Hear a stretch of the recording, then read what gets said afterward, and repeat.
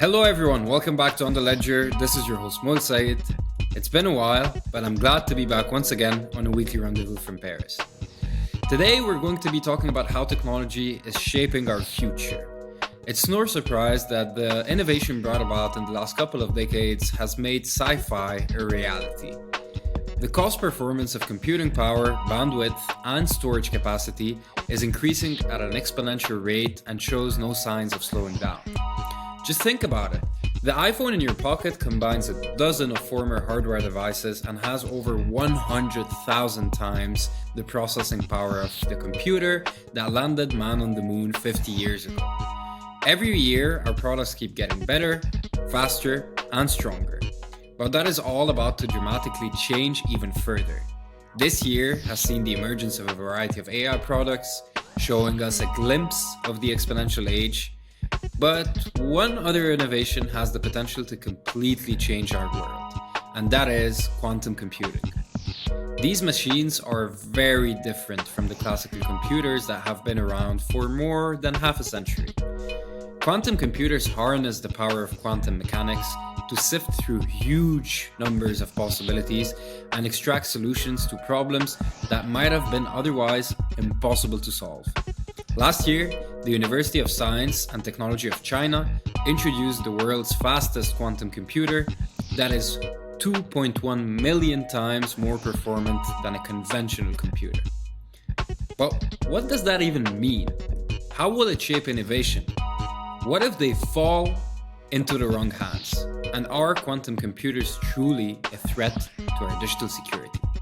If you're interested in the future, you're going to want to hear the answers to these questions.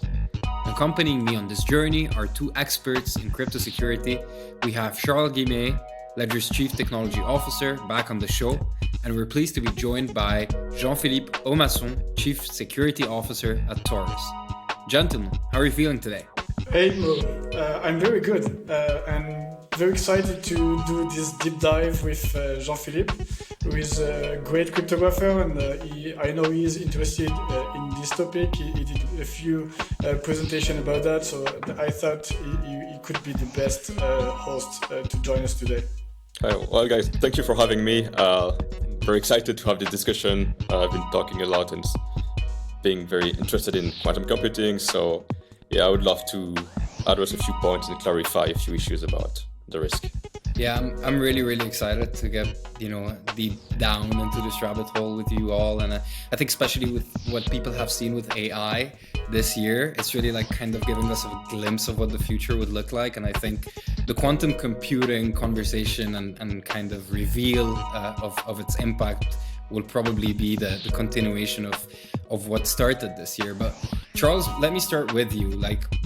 When most people have heard about quantum computers in the past, I would say few years, they usually hear about very complex terms, qubits, superposition, entanglement, etc.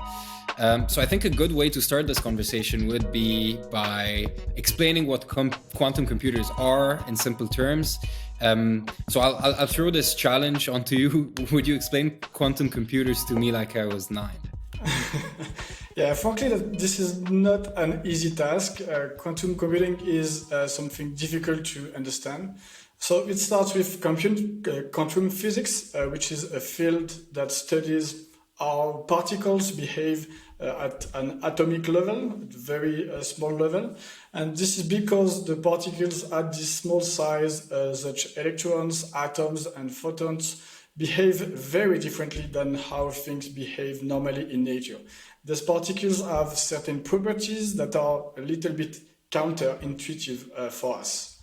And quantum computing is a computing system that utilize these quantum properties and the different phenomena we talked about. With classical computers, we use electronics. Electronics are made of wires and transistors. Transistors are essentially switches that allow the current to go through or not. And we encode the information with bits, which are representing 0 or 1. If there is no current, this is a 0. If there is some current, this is a 1. So this is very simple. And with this very simple logic, we have been able to build the computers and the information era we know today. It's pretty impressive to see that this very simple principle allowed us to build these complex computers that we have today. With quantum computers, we use qubits, and with the quantum superposition principles, this is the difficult part of my explanation, they can be 1 and 0 at the same time. This part is very counterintuitive. And this is the important principle we use in a quantum computer.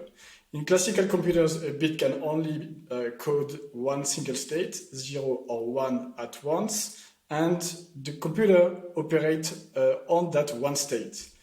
However, in quantum computer, the qubits contains the two states at the same time and can operate on all the states at once. That means adding one qubit to a quantum computer exponentially increase the number of states that it can contain and operate at once. This is the trick that allow to have significantly better computing power. And what is fun with this idea, it has been thought and algorithms have been designed a long time before any quantum computers could be built. This is something quite interesting. The theory was already ready before any kind of computers could be built. I tried to make it simple. I hope it gives a little bit more insight of what it is. I think that's a good starting point. I would like to say what a quantum computer is not. So I'm in Switzerland today, and we know in Switzerland, unlike in France, when you live in a building, you have an apartment, and you usually share a washing machine to do your laundry that is in the basement. In my basement, I have a washing machine. I'm not going to say the brand, but it's the quantum model, the quantum version. And they named it this way because presumably it was much faster and powerful than the previous generation. But a quantum computer is not like my washing machine. It's not faster. It doesn't go faster. It doesn't do more operations than a classical computer. It's not faster in terms of latency. It's not about speed. It's not about power and muscle. It's about a different paradigm of computation. So as Charles mentioned, qubit can be 0 and 1 at the same time, so to speak. So that allows you to do computations where you have a starting point, you have an input, and you want an output. But what you do in between is completely different from a sequence of operation. Instead, we have something called the quantum state, so a number of qubits or quantum particles that evolves from one state to another, but in such a way that it's reversible, so you don't lose information, and you can simulate it classically if you have enough computing power. But as Charles mentioned, it gets exponentially harder to simulate as the size grows. And the last point that is often misunderstood is the notion of quantum parallelism. So you can imagine a quantum state as storing many different values. And it's tempting to think of it in terms of trying all the values at the same time and then picking the best. Like you're going to search for a key, to search for a password, or I can go the quantum way and do everything at the same time because of proposition. And then I will take the one that works. Well, unfortunately, it doesn't work that way. Quantum computers cannot solve all the hard problems.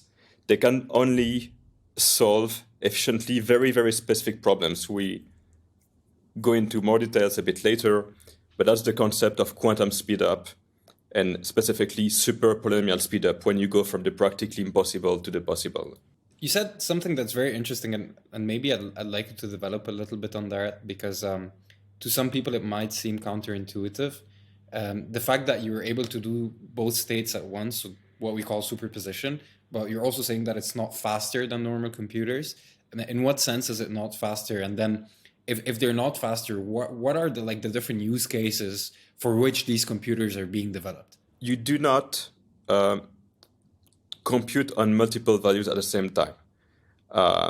You have a quantum state that is not one given state, but that is a superposition And when you observe the state, when you tell the state, okay, like what time is it? Then you will see the clock and it will be a given value. There is a concept called quantum parallelism, but it's quite different from the intuitive notion of parallel computing. Now, to answer your question regarding which problem can it solve. So there was a paper in 1982, so the year when I was born, by the very famous physicist Richard Feynman. And he was trying to understand subatomic systems, how they behave with respect to quantum mechanics. And he wanted to simulate it with a computer. And he came to the conclusion that you cannot simulate it with a classical computer. You need a system that behaves like the laws of physics at a quantum level. And that's how he came to the idea of a quantum machine. So initially, quantum computers were imagined to understand physics, to understand nature, not to do crypto stuff. So what problems can it solve? First, there's the field of quantum chemistry, which is about simulating, chemical components at a very low level. In the context of what Ledger and Taurus are doing in crypto, well, a byproduct of quantum computers is this power of breaking the key problems that underlie most of the public key crypto system that we use. When you connect to a HTTPS website, when you do a blockchain transaction that you sign, you do some public key crypto that involves some hard problems. And quantum computers happen to be able to solve these hard problems exponentially faster than any classical machine. And when talking about like exponential growth, another thing that really caught my attention is the speed at which like quantum computing can develop compared to conventional computers. And AI also is developing at a much higher speed than Moore's law. So most people are familiar with Moore's law. It's the fact that the number of transistors on a microchip can double every 2 years while its cost halves. So we gain double the power and then we divide the cost by 2. But if you look at like quantum computers, for instance, this doesn't really seem to apply. Some people are mentioning like Nevin's law, Charles, and the fact that it's like going even faster. So what's that all about, and how why is technology becoming more and more exponential in terms of development and growth? Yeah, maybe let's start with the Moore's law. This one is quite interesting because it's been formulated in 1965. That was the very beginning of computers. That was Moore, who was after the CEO of Intel, but that was the very, very beginning of computer. And he formulated this law at this time, and it is quite true since then. So this is quite impressive to be able to predict the future like this. But now we are having a problem to fulfill the law. We don't have to fulfill the law, but I think the law will be wrong quite soon because we are hitting the physics boundaries. Because in order to create circuits with more and more transistors, we need to be able to make them smaller and smaller. These transistors are etched. Always smaller, and when we talk about the size of the transistor, this is the 10 nanometer, 7 nanometer, 4 nanometer now. So this is the distance between the drain and the gate, let's say, and this is basically the size of these transistors. But the problem is one atom is 1/4 of a nanometer. So at some point, we are getting very, very close to the dimension of what can be built in our physical world. So that's why the scientific community think the Moore's law won't hold anymore in the future, because we are getting closer to this very atom dimension. And for Nevin's law, it posits that quantum computers are gaining computational power at a doubly exponential rate, which would be really, really faster than the Moore's law.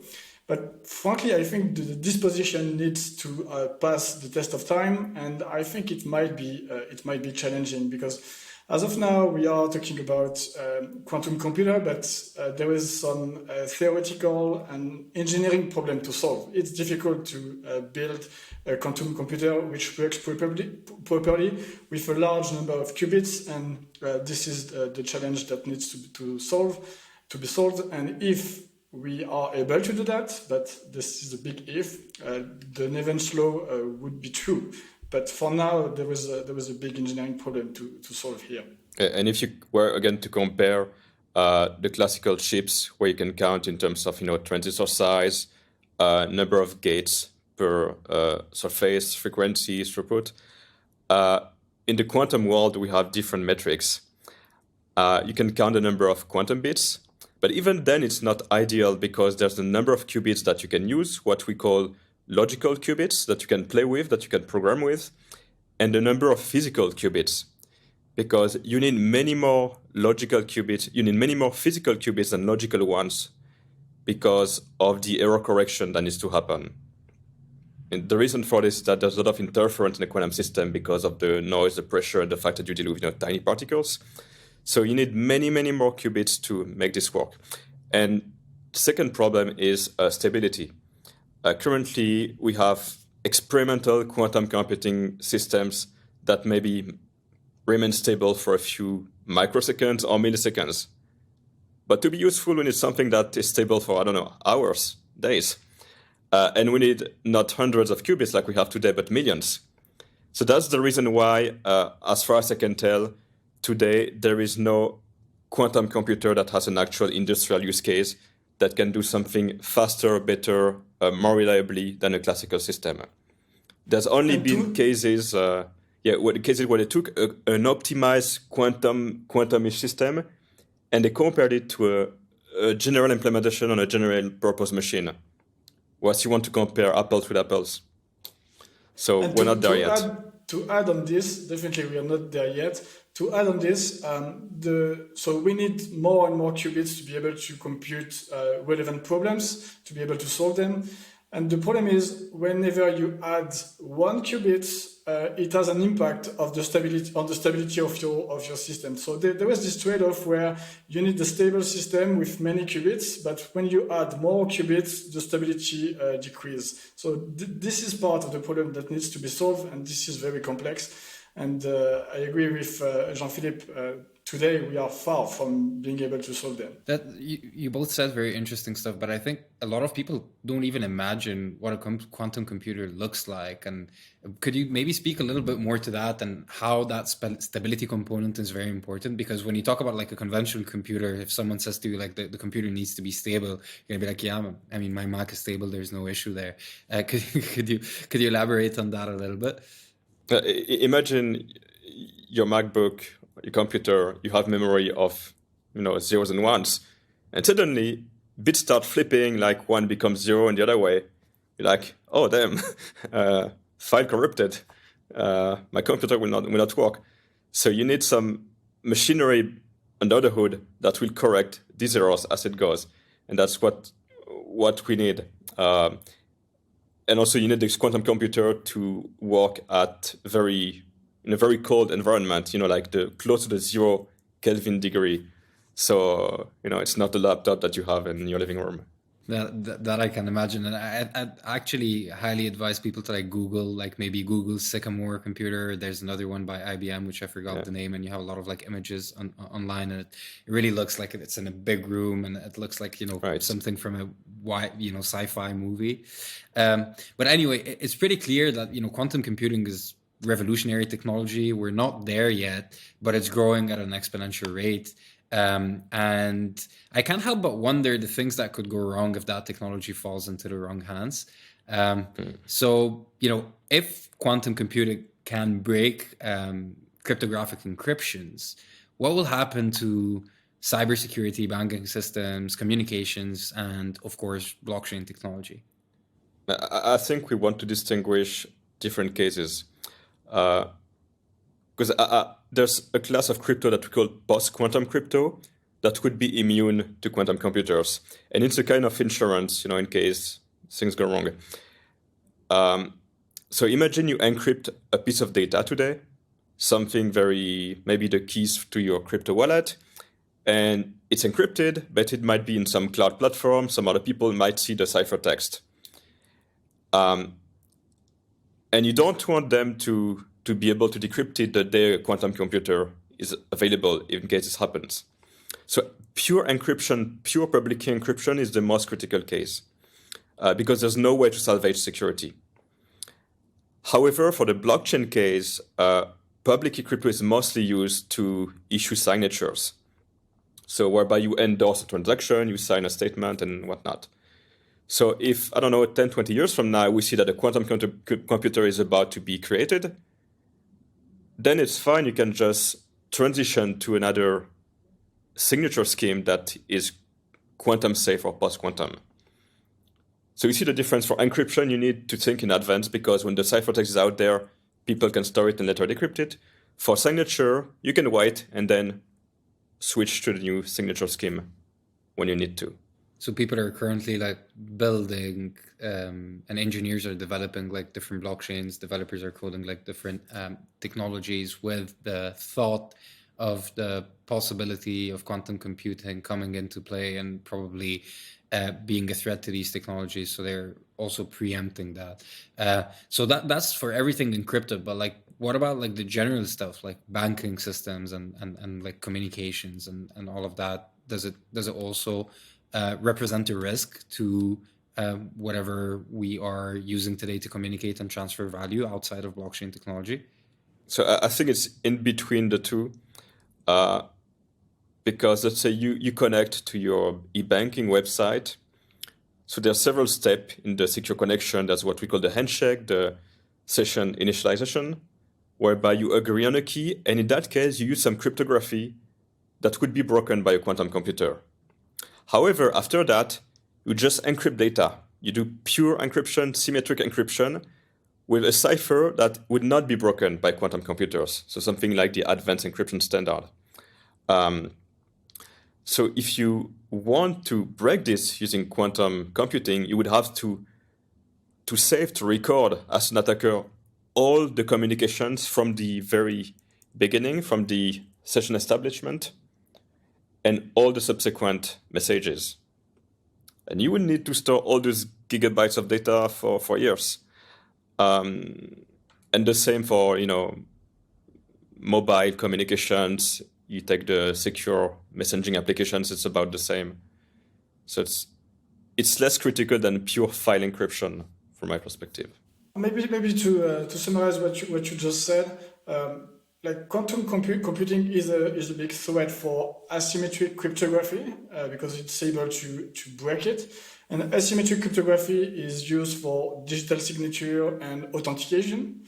But as soon as you have done this authentication, you are using symmetric cryptography, and this kind of cryptography is immune against quantum computing. So, in order to summarize what you just said, so if you're able to spy every single exchange on the internet, you are able to decrypt everything because you are able to know the authentication, to break the authentication mechanism and retrieve the secret at the beginning. So it would be a big threat. The thing is, it won't happen overnight, and we have solution. There exists some post-quantum cryptography which are immune against this quantum computer, and there's a post-quantum cryptography implements asymmetric cryptography, allowing to do authentication, to do a digital signature, but which are resistant against quantum computing. So there exists solution, and it's quite unlikely that overnight a quantum computer happens. We will have time to see it coming, and when we will get closer to the date where we will be able to have a relevant quantum computer, we will be able to change the cryptography. But as of now, the industry simply thinks that it's quite unlikely, and the cost of changing cryptography does not worth the risk. This is just the industry statement today. It's a risk management decision. Makes total sense. And I mean, we have seen some projects implementing, preventive measures. Like if you look at Ethereum, There's EIP 2333. Could you speak a little bit more to like how different engineers are starting to think about that, and what is like EIP 2333?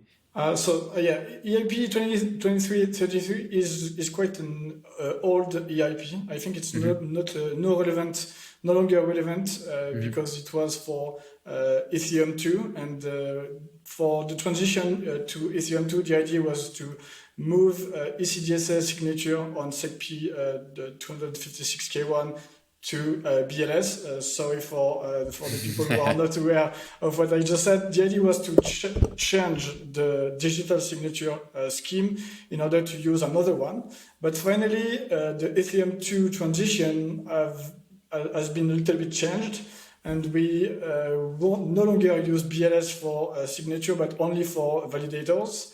So the EIP 2333, the idea of this EIP was to say, okay, we move to BLS signature, and in case BLS signature become insecure against quantum computing because we have quantum computers, we will have a way to move to another signature scheme.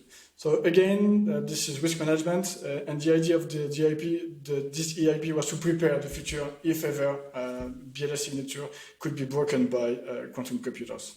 And now I think the audience might be confused because we're telling you, oh, there exist solutions, and then we tell you we don't use these solutions. So you might be, what the hell?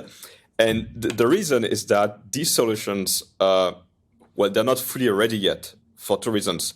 Because oftentimes people want standards, or at least de facto standards, and we're still in the process of having official standards. But we have pretty good, signature schemes that I would use myself. However, the performance is sometimes an issue. Sometimes the key size or the signature size is a bit less interesting. Maybe I can give you an example. Probably the post-quantum signatures where we have the highest confidence, the highest security assurance, is the ones we call hash-based because they use hash functions. That's my favorite. I even designed one. However, the signature size is around 20 kilobytes, whereas the signature we use today, they're 64 bytes. So there's order of magnitude difference. Yeah, so there was a cost, and as we think the risk is very low, we are not ready to pay the cost because we think quantum computers are not a threat right now. Yeah. And when I say we, this is not Ledger, this is not Taurus, this is the industry, the cryptography community. Yeah, and like I mentioned before, the cost of transitioning is not just pull a switch; it's writing new code, getting confidence in this code, doing all the test suites, all the audits. And if you rush this, there's chances that you might get something wrong, have some flaw in the code, and might end up less secure than in the first place. So. That makes absolute sense. And coming back to that point of we are still early when it comes to quantum computing, it looks like it's not really a question of if, it's really a question of when, right? So how far are we from encryption breaking quantum computers? And will quantum computers ever be one day available at the regular consumer tech store where you can go buy a quantum computer and get home, unwrap it, and plug it into your wall or something? That's a tough one. Well, we can take bets, but there's a lot of uncertainty. You can always say, well, if there might be a breakthrough, there might be a breakthrough in everything. There might be a breakthrough in factoring. We might prove that NP equal P and the world collapses.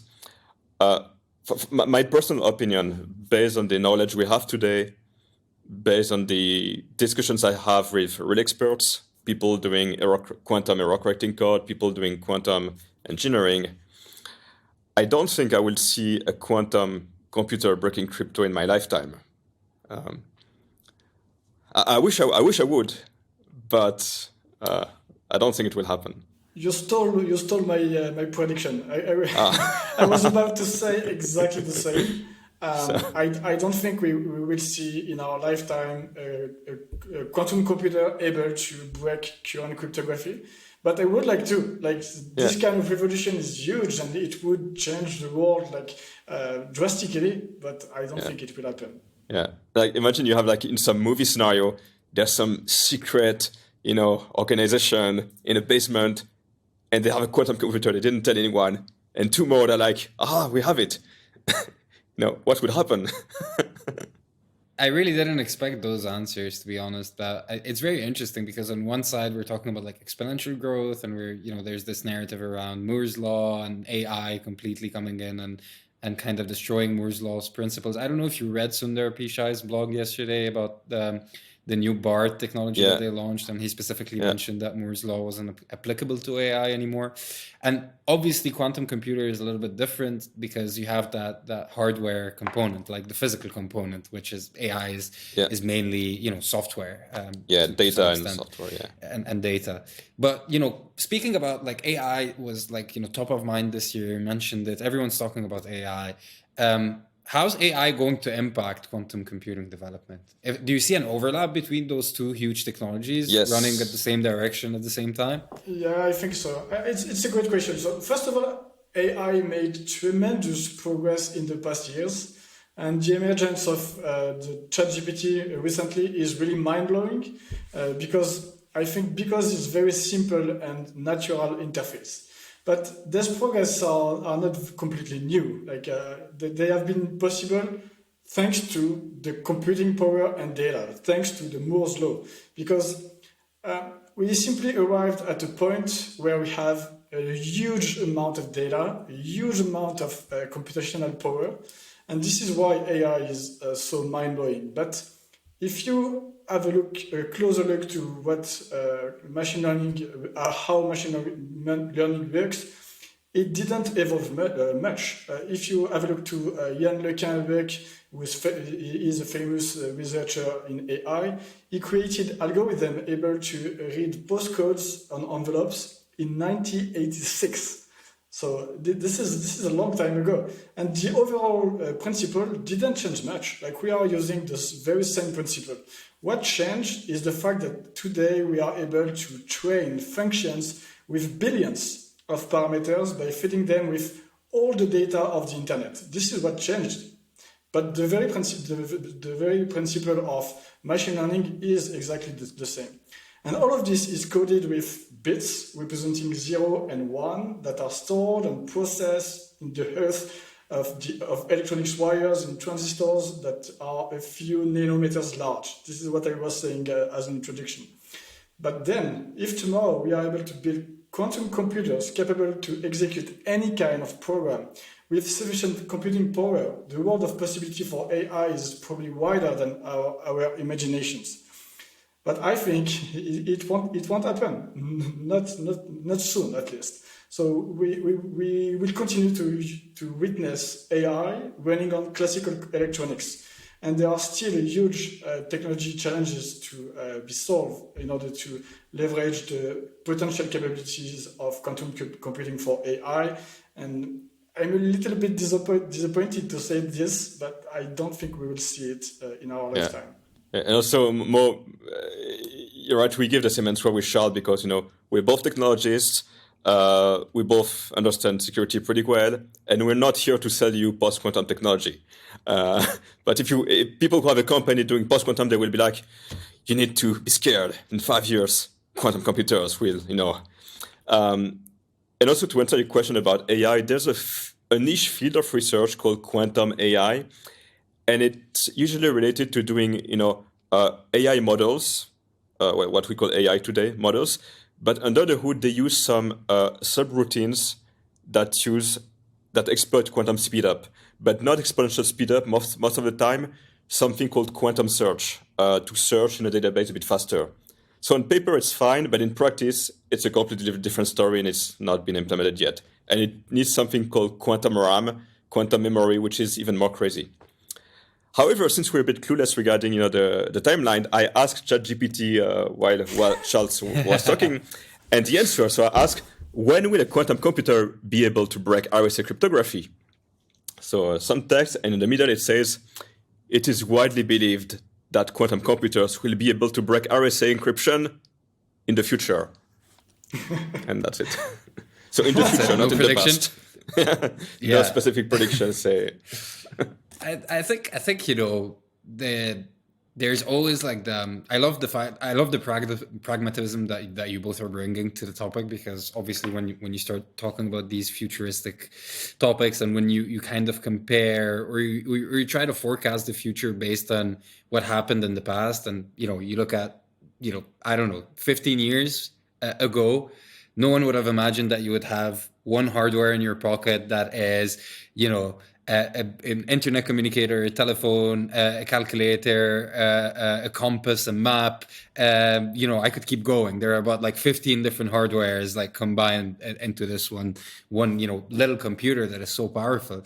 And I think when people look at the past, they're like, okay, the world changed in the past 15 years in such a dramatic way that anything could happen in the future. I think most people, and with the emergence of like large diffusion models and language models that are going to be coming into play here and going to be widely used, I think people's like kind of understanding of how technology can impact the future is becoming a lot more. People are becoming so much more open-minded, I would say, in terms of like what could happen in the future. Yeah, just you can predict stuff. Before we're thinking, AI, it will be, robots, Android devices, and we end up with Midjourney and Chat GPT. Yeah, and that's actually true, and I think that's very much related to what we're talking about. Is the hardware innovation is so much harder. Like, people thought that blue collar jobs were going to be the first impacted, because at the end of the day, an AI robot doing quite a repetitive machine in a whatever factory is so much easier than an AI doing something creative. But whatever happened today shows that actually to get a robot to do very complex tasks is very, very hard, because there's the hardware component that comes into play. And I think that's something that no one was thinking about, like in terms of like AI being creative and, taking white collar jobs first before blue collar ones. Yeah, but what is AI? I mean, AI is a computer that makes decision based on some situational awareness, based on some information. Something that automates easy tasks. And one day in the previous job, I had to create a classifier for some cybersecurity problem using AI. Yeah, and I ended up having a very simple decision tree model, and I could implement it with 3 if conditions. And my manager told me, JP, what did you do? That's not AI. I said, well, it works. It solved the problem, and it's a decision tree. So you call it however you want, AI or not.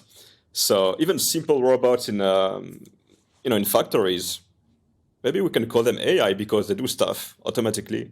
I see your point here, but speaking about that, Charles, I don't know if you wanted to react on that or not, but that question is very much related to that. Is we are already seeing the fact that machines are surpassing our ability as humans in so many different ways, whether it be for processing data, memorizing data, communicating the data to one another as well. And that'll be turbocharged even further. We see it with AI, and I think it's probably clear. And then maybe one day quantum computers.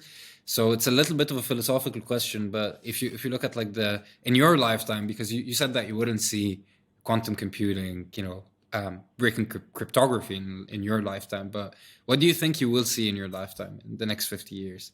And what are you excited about?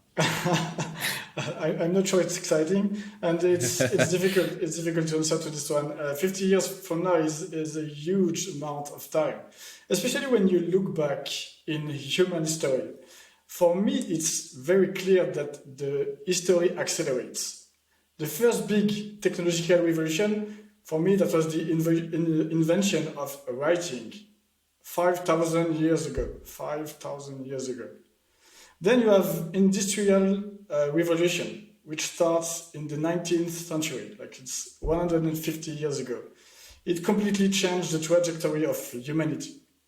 The next revolution is digital, with the apparition of computers in 1950s. Then you have the invention of the internet, 90s. Then you have AI and blockchain more recently. So when you take this step back, you can notice that the history accelerates really, really fast, like maybe exponentially. And it's very difficult to predict what will happen in 50 years. But I think we should be able to create AI, for instance, that can't be distinguished from humans. We should be able to create experiences that can't be distinguished from reality. Then I think at this point, we won't be able to have any argument to discard the idea that we already live in a simulation. This is what will happen in the next 50 years. Yeah, or in a multiverse. I wished you were going to go there because go ahead Jean-Philippe. I think that's pretty interesting. No, I mean, I'm fully on board with what Charles said, and for me, one question, even though I'm in technology and security, I'm always skeptical of stuff, and a question on the long run is, to what extent technology will contribute to make us maybe, better persons, better human beings, happier in our lives, having a better world with, less violence, less suffering. And what we see today, the impact of technology on people, has both, very positive and very negative effects. So how our society will be able to manage this from a human perspective, from a legal and regulatory perspective, because every time you have new tools, there's some good usage and some criminal usage. So how will it come into play, the society, and how will the governments and human society react to this? I have no idea. It's such a fascinating topic, when you think about, we're speaking today about blockchain technology, AI, quantum computing, and then there's obviously the metaverse. And I think that the metaverse is just a combination of all of these things, brought together in a way that just feels so realistic. And that concept of, we're probably living in a simulation. Well, what is the future, and is the past and the future, are the past and the future related? I think these are all like, what is the cosmos? All of these like different questions. It goes back to that thing that we said, is that like as a human being, our processing power capabilities are just so limited that there are some questions that we're just not able to process, because the amount of data that you would have to intake for you to provide then a solution or an answer to that is something that's just beyond our means. Yeah, and how to weaponize technology. I mean, you look at Chat GPT. Yesterday I was looking at people trying to jailbreak Chat GPT, trying to brainwash it and tell it things in order Chat GPT to not to follow its content policy. And, we heard about this adversarial AI stuff, and for every new technology, there's good use and misuse. And yeah, how do you deal with this? Because to address a problem, you need to know the problem in the first place. So I don't believe in all this, singularity, crazy sci-fi bullshit, because oftentimes it's, like the Terminator scenarios. It's good stories, but how AI works, we're not going there. But nonetheless, how to control it and how to adapt the laws. For example, you take the AI art, so to speak, the copyright questions. Very boring topic, but we need to resolve this nonetheless. Who has the copyright if you use DALL-E? Yeah, so many questions to answer. Yeah. Before we wrap this up, maybe since we've spoken about a lot of like inspiring and interesting stuff here, if you had to leave the audience with something to watch, to read, or to listen to, what would that be? Related to quantum computing, AI, futurism, or whatever you are currently interested in at the moment. There is a book that I would recommend that covers both the foundations of computing, quantum physics, quantum computing, and cosmology, and to some extent metaphysics, philosophy, is the book of Scott Aaronson, who is an expert in quantum computing. It's called Quantum Computing Since Democritus. It's a very geeky book, but very entertaining at the same time and not over technical. So I strongly recommend it if you're interested in these questions. Cool. Maybe I would recommend one of Jean-Philippe talks about quantum computing, which are quite interesting. And also I would recommend, it's slightly different, but kind of related, a book called Gödel, Escher, Bach, and you will have to find the relationship between these three geniuses. Gödel, Escher, Gödel is a famous mathematician. Escher is an artist, and Bach is a famous musician. Gentlemen, it was a pleasure. Thanks so much for the inspiring conversation, and hope to speak to you soon. Thank you, Mo. Thank you, it was a pleasure. That's it. That was kind of mind-blowing, to be honest. Futuristic conversations just hit different, and I was really interested to deep dive into quantum computing, AI, and can't wait to see what the future holds for all of the interesting things that we talked about. I hope this leaves you with something to think about. On the Ledger will be back soon with more of your favorite content. In the meantime, stay safe. Till next time, au revoir. This content is provided for informational purposes only and is the sole expression of our opinion and should not be relied upon as legal, business, investment, or tax advice. Do your own research. Any loss or profit is your sole responsibility. Stay safe.